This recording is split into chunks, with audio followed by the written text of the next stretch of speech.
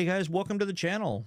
How many of you guys have done a ton of research, have looked around at so many different YouTube channels to try to figure out what is the best equipment to get to start your channel? Well, I'm here to actually tell you some of the equipment that I've got and essentially where I started. Now, can you start with as little as just your smartphone? Yes, you can, but there are a couple of different things that you can get that will actually enhance the recordings that you actually are making on those cell phones, such as different microphones, maybe different adapters and clamps and things like that to make things look and sound a little bit better. We're also going to talk about a lot of the equipment I've got over my shoulder right over here that you're going to be able to utilize for your own home personal computers, whether it's a desktop or it is a laptop. And we're also going to go over my nice brand new equipment right here that just auto-focused on me. So stay tuned. Right back after this, going over this equipment.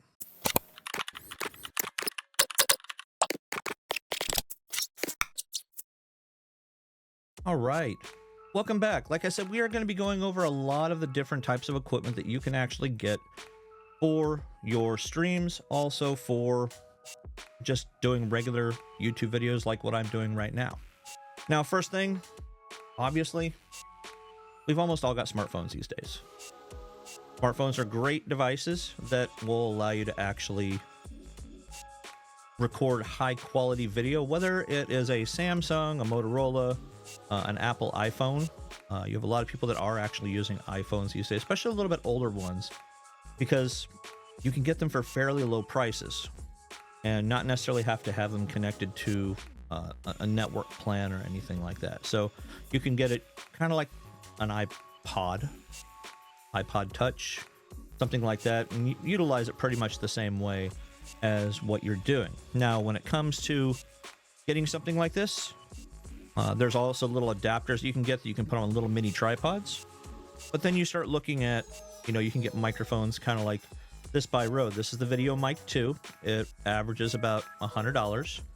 This isn't the cheapest one that you can get, I've actually utilized this in store because I work retail as a second job, and I tend to pop these out just to show users exactly what they could be looking at in terms of the types of quality that they're looking. Now, I'm not going to go into detail and connect every little piece that we're showing you today, but the quality does sound much better than your standard microphone on the actual phone itself. Now, another microphone that I've actually got, I haven't really had a chance to really utilize too much. This is the Rode VideoMic ME. I think they have a newer version called the MEL now. There's a few different variations of this one. There's ones that are kind of like a universal one where it just has a little microphone jack, which in that case you have to get an adapter for your smartphone to go from USB-C or Lightning to like your regular USB adapter. Those are, they're about $5 or $10, depends on where you go and what adapter you're trying to get. This particular one is only maybe about $50, I want to say, if I recall correctly from when I bought it. This one I really haven't utilized too much. As you can tell, it's actually got a little bit of a sound dampener right here, so if you actually hit the camera itself or the microphone, it doesn't really give you a whole bunch of noise from sound like you just kind of punched it and threw it across the room.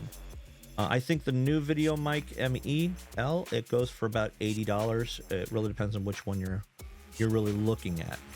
Now we're going to start looking at the stuff behind me over my shoulder, so bear with me. I'm going to be grabbing the boxes and I'm going to be showing you. You might see the camera kind of go in and out a little bit. That's because of a specific mode that the actual camera has that really showcases, it's actually called showcase mode, the things that you're actually showing off for the camera. Now, the first thing I'm going to be going with is this big box right beside me. This is actually the Rode boom arm right here. So boom arms are great little devices to have that allow you to actually kind of move your camera around. As you can see, it's really focusing. This is the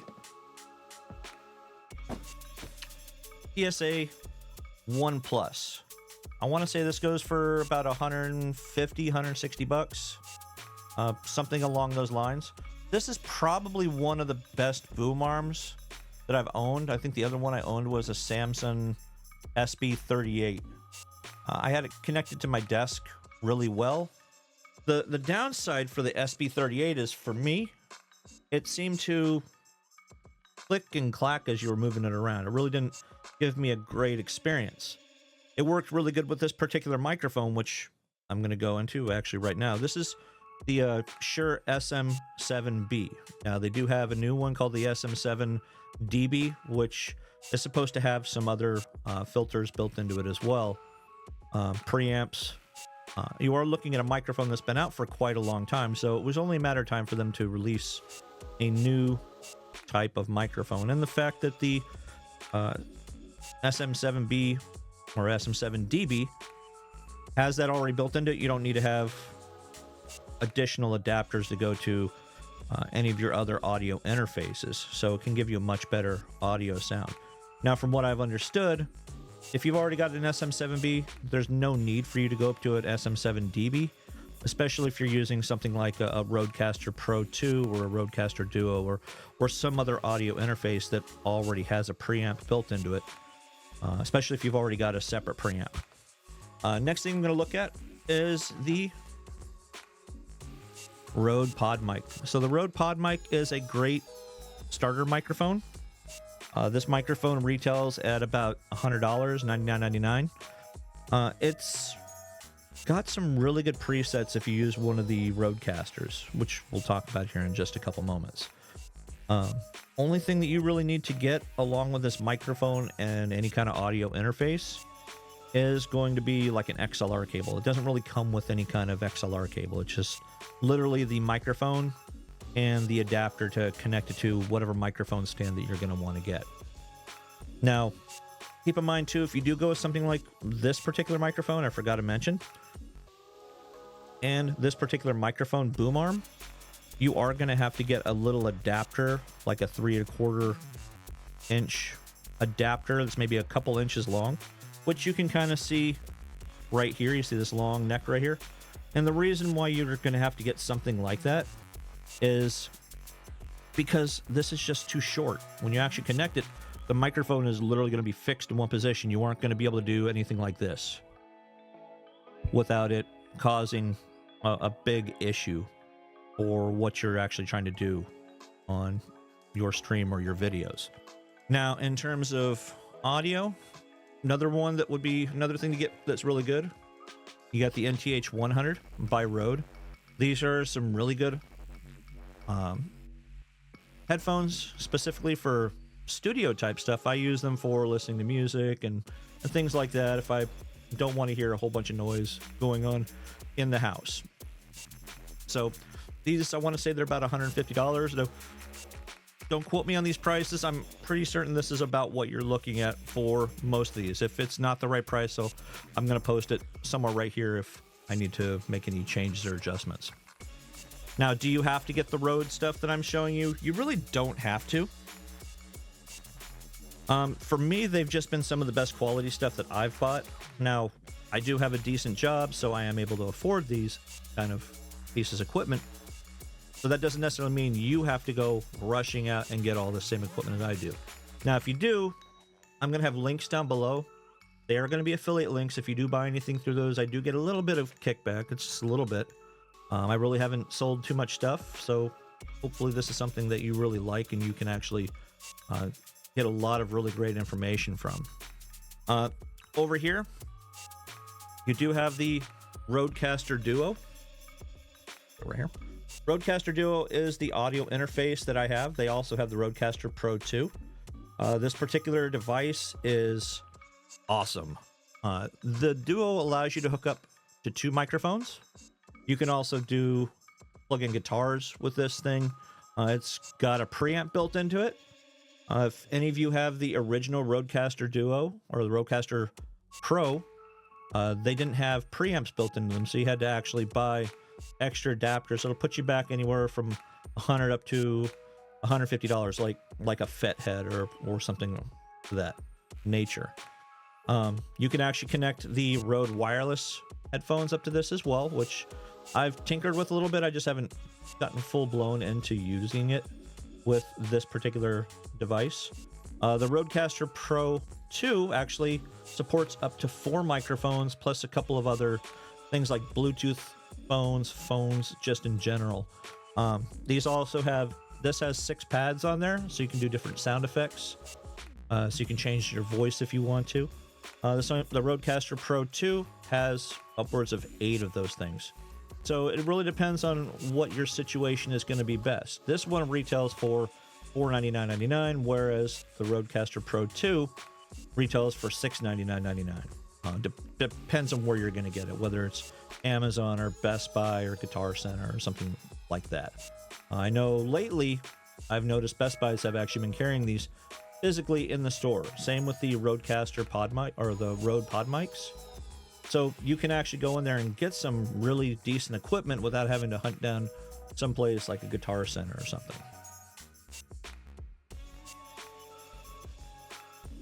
The next couple things I'm going to go over are going to be Elgato devices. Now, one of the biggest things for doing YouTube is going to be a camera. So this is the Elgato Facecam, which I believe they just came out with a version 2, which has been getting rave reviews. And they also have a 4K version of the actual camera as well. So again, this one retails for about $150. The 4K one, which just started hitting stores within the past couple months, Elgato was exclusively selling it themselves. This is probably one of the best web cameras that you're going to get, and it's gotten better with the version 2. So this can actually do 1080 resolution at 60 frames a second. Most of your other web cameras on the market are doing 1080 resolution at 30 frames a second. There's some that are 4K cameras that are also only going at 30 frames a second. This takes a regular USB cable, unlike something like the Logitech StreamCam. That one actually has to have a USB-C. So if you have a newer computer, you'll probably be okay. If you have a little bit older computer that you're trying to actually work with, you're going to have to find some sort of adapter to make it kind of go backwards, or look at something like this particular camera right here. So this would be high on what I would recommend for a little bit more budget-friendly type camera setup for somebody getting started out with YouTube, or also streaming on Twitch, YouTube, Facebook, or even Kick. We also have a couple of Stream Decks. So you have the standard Stream Deck, which has 15 buttons. You also have the Stream Deck XL, which is quite a bit bigger. Not too many people need to actually do presets. So this is probably going to be a better option. They have an older one that only had like 6 buttons. It was kind of pointless to have. I think they were going for about $80 or $100, but they're not making that anymore, if I'm not mistaken. Razer also has one. I haven't played with that one, but personally, I would probably lean more towards something like your Stream Deck, like this one, or even the Stream Deck Plus, which is what I'm currently using. Now, the thing I like about this one more than the other one is that it actually has little knobs on the actual Stream Deck itself. Now, what does that do? That allows me to adjust things like my Key Light Airs by Elgato as well, which I'm using 2 of those, as you can see, just with this particular camera. Now I can go through and I can turn one light off, I can turn one light on, and maybe give it a little bit better look in video. See, I can actually turn that one off, turn it back on. Same with this one as well. Now you have a lot of people that will say, hey, you only need one on one side to maybe give you a little bit more depth and detail, which, you know, just by looking at this, I can kind of agree with. It does kind of give me a little bit different ambiance, but I still have enough light. Now, I don't even have it very bright. It's at like 48, 50 Kelvin right now. I can adjust the brightness as much as I want to, and really have no issues. I have some presets here where I can switch from this to just looking at my camera. I can switch to my screen with my camera in the corner way over here. And there's so much more you can really do with it. So if you're going to get a Stream Deck, if you want to actually deal with a Stream Deck, this is probably one of the best ones that you're going to get on the market. I want to say this is around $200. So if this is a little deep for your wallet, by all means, go ahead and do the other Stream Deck as well. You won't be sorry with either one of them. One thing that is a must for how I have my setup right now is going to be a capture card. Now, many of you guys are going to have some sort of a capture card for your game consoles, and some of you may be streaming, some of you may not be streaming in terms of playing games. If you're just trying to get started with a DSLR camera, something like this or another adapter from Elgato is going to be best for you. So if you're not wanting to spend a lot of money on a regular capture card, you can go with the Elgato Cam Link. I think it's the Cam Link 4K if I'm not mistaken. They ran somewhere between $100 and $130 for those particular ones. Now the reason why I'm saying that is if you're looking at my video right now on this camera, I'm using a Sony DSLR camera, which I'm going to go to here in just a moment on that kind of equipment. I tried plugging my DSLR camera straight into my computer with just a regular USB cable. Unfortunately, it was looking like a bad Bruce Lee movie with very bad dubs. Now, what I mean by that is the audio was not keeping up with the actual video or vice versa. They just weren't syncing up correctly. So if you look at one of my first 1 or 2 videos that I started with this particular camera, you may actually notice it looks a little odd and a little bit off. So next thing we're going to go into is going to be the camera equipment. Now, the first thing I'm going to tell you about is I have the Sony ZV-E10 camera. Now, this is the best camera that I've actually got and ever have purchased for myself. It retails for $799.99. I did get this from Best Buy. It is the kit set.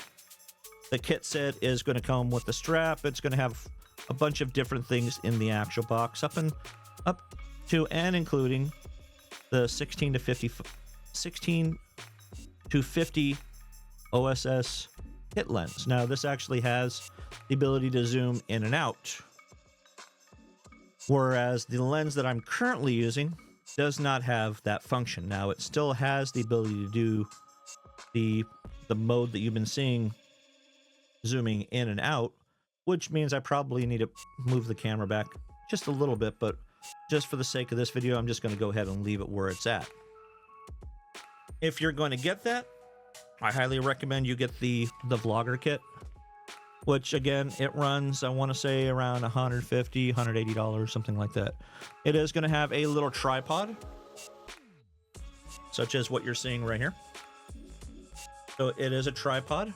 It is also kind of like a selfie stick almost, with a little remote control on it. So it's got your record. It actually has the ability to zoom in and zoom out, as well as snap pictures if you've got that feature set correctly. It does come with a memory card in the box. It even has a little button that you can press where you can swivel the actual camera around and take different types of pictures. Now, all these microphones I've shown you, the VideoMic, those can also be mounted on the top of the actual camera itself quite easily. Now, there's cages and there's lots of cool little things that you can actually get online for this particular camera to make it more like a camera you're going to find in a cinema for doing video recording and such. You can replace the lenses with the, I believe they're the E lenses. For instance, the lens I'm currently using right now is the Sigma 16mm lens. Now, if you look at pretty much anybody that's doing any kind of videos and having very good quality videos, this is pretty much going to be one of their top lenses that they are going to recommend. This retails for about $400. I did find mine on Amazon for about $300, $310. It was a like new open box. Now, the downside for buying it from Amazon like that as an open box is it's a matter of where it came from. Now, mine came all the way from South Korea. So Is that a good thing? Is that a bad thing? I mean, if you don't really care about the warranty all that much, by all means, go ahead and get it directly from Amazon just like that. Now, if you want to get it where you do have your warranty, definitely order it from Amazon directly or from someplace like Best Buy or B&H Photo. You know, there's so many different actual retailers that you can actually buy the Sigma lens from and get the warranties from, that it's not even funny. I'll have some links down below so you can take a look at this particular lens in case you're trying to figure out, or in case you've been wondering what lens a lot of these YouTubers are really going to use. Now, is it going to be a great lens for walking around? Not really. It is kind of a chunky lens, but if you look behind me and you see all the blurriness in the background, which is what a lot of the YouTubers are really looking for, that has to do with that, I believe they call it f-stop 1.4. I'm not going to pretend to know a lot about cameras because I am just learning, because this is my first DSLR camera that I've wanted to get specifically for myself. I've had to go through YouTube myself and figure out some of the settings so that I can connect this directly to the computer and not show you guys everything that's on that little itty bitty flip out screen. So very, very good options. I've already gone over the Shure microphone over here, the SM7B. That's a majority of what I've really got going for you guys, other than the actual lighting. Now, obviously, you do have the Elgato Key Light Airs that I've got from Best Buy. I want to say they're $150, $160, something like that. If you want to have good filler lights in the background, I mean, obviously, I have this blue light back behind me. It really isn't a blue light. It is just an RGB light. I also got it from Best Buy because a lot of this stuff that I got from Best Buy, it's just local stuff. You can also get things like green screens. Elgato has their own green screen, or you can just go and buy a green cloth and staple it up on your wall. My walls here are generally yellow, and that's just how it was when I actually got this house. Have I painted the walls? No. Now, what I did back behind me here was I got kind of a gray paper. So when I actually turn this light on behind me, whatever color I want to do, it's going to just kind of pop. It's not going to give a little dull kind of look. It wasn't a white paper. I didn't want to do white because it's easy to get white paper very dirty very quickly. But this was a paper roll for photography.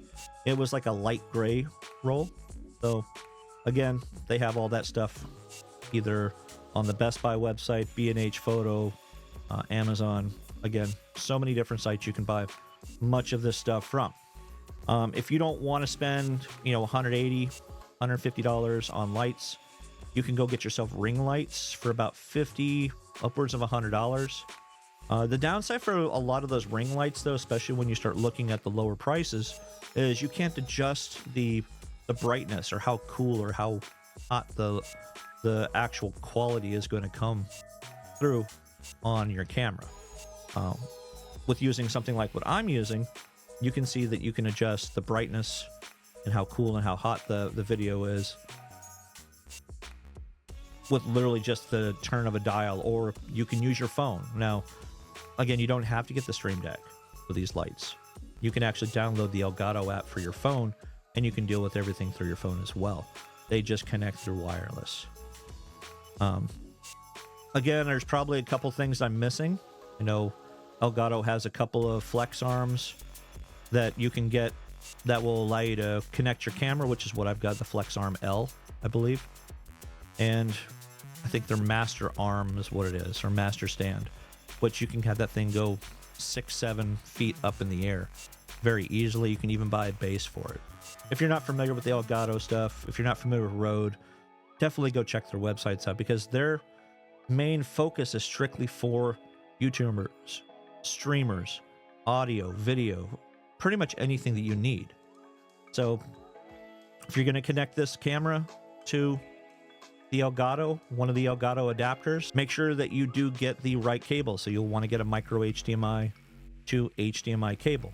They're not super expensive. You can probably get some for $15 up to $30. Really depends on the brand and what kind of quality you're looking at.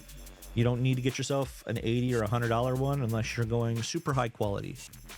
So save yourself some money and get what you can afford. again, these are all different things that you could potentially get for yourself. You can do it in segments. You can do, hey, I want to use my camera on my smartphone here. Maybe I'll get a microphone. Okay, cool. And then you start looking into, hey, do I want to upgrade my audio? Because the audio is very important. Your video is very important as well, but your audio can be much more important, mainly because of your audience. You could have people driving down the road just listening to your audio, but if you have it sounding like you're talking through a tin can, people are just going to turn you off just like that. If you want to start doing podcasts and make it where people will listen to just strictly your audio, then get yourself a good microphone, such as one of these Rode microphones, or even a lavalier microphone. You know, Rode has a really good one, the Lavalier Go.